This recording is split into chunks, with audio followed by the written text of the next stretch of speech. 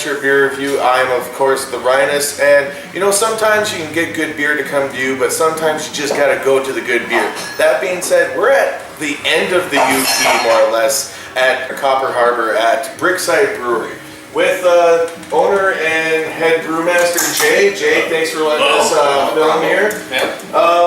You've been only around for about a year now, right? A little over? A little over a year and a month at this point. Nice, nice. And Copper Harbor, if you haven't been to this place, is tiny. This is just a microcosm of Yooper culture in like a few blocks even. And how hard has it actually been maintaining a full-on running brewery up here in such a small area?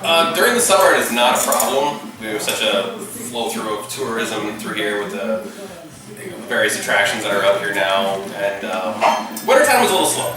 I'll be honest, that's also why I opened the microbrewery so that during the winter months that could be offset by being able to distribute through a wider area. But we're still expanding that out.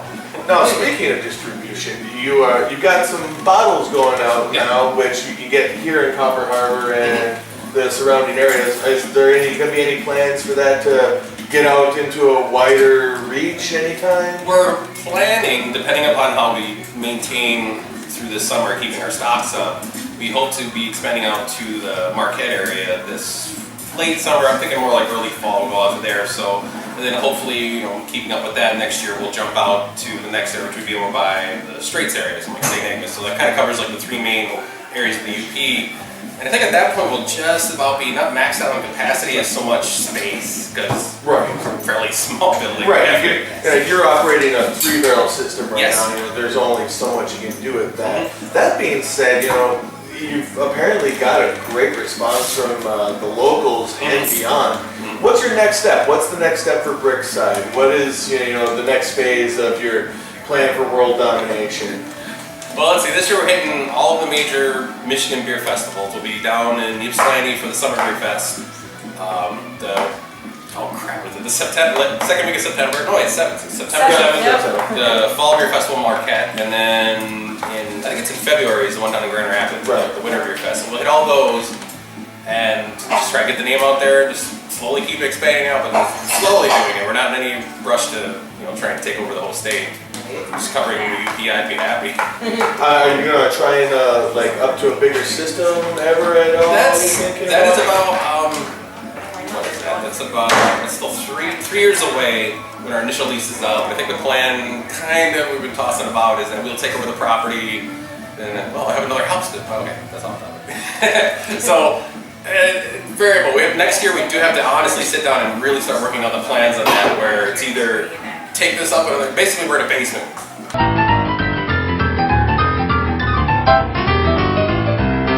Well, enough about you. Let's talk about the basement.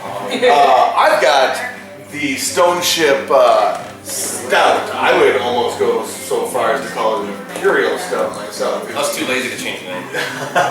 This is 9.2, and it's not exactly what you're expecting from a 9.2.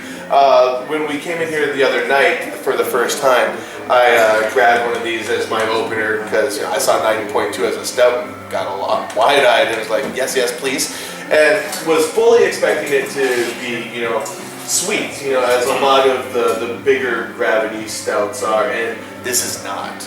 It's delicious. That's all there is to it. It's mean in all the right ways. I say that in the best possible case. What else can you tell us about this? Give our viewers a little insight into your madness, which is this action. I prefer stouts that are heavy. I'm sorry, I don't like ones that are lighter. That's a porter to me.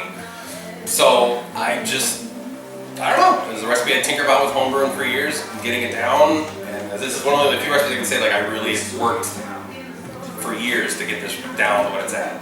Yeah, I mean, the big thing that just blows my mind is seriously every heavy duty stout that I've ever had, we've ever had, really, is sweet. It's got just this overly sweet finish to it because, as far as I know, to get it up to that huge of ABV, you're still going to have some residual sugar left off from how much they got to put in. This does have, it has a fairly high finishing gravity too.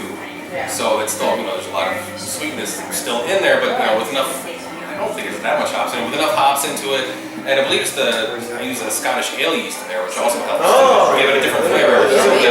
Secrets. It does not taste sweet. It tastes excellent.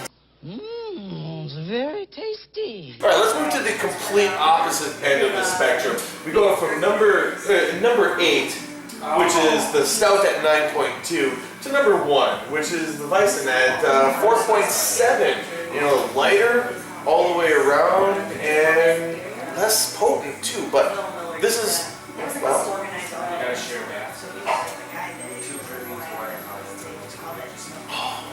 this is delicious. This is delicious. It starts kind of light and then the flavor just keeps building and building and building and building. This is really good. If you can get yourself up to Copper Harbor, and it's worth the drive and it's beautiful, get this one and the Socha and everything up here. Just get in here and drink it all. Throughout the last couple days, I've drank everything that this place has got to offer, and I gotta give it. Not just because Jay, head brewmaster and owner is sitting right next to me here, standing, whatever. 5 out of 5. This place is awesome. The locals that come in here are friendly. Jay and his staff are awesome. The beer is just ridiculously good. Get in here. That's all that really can be said about this. That's all I have to say about that. Until next time, I'm the Reinaas. Holly's with us. And Jay, thanks again. Thank you guys. Cheers. Cheers. Happy drinking, guys.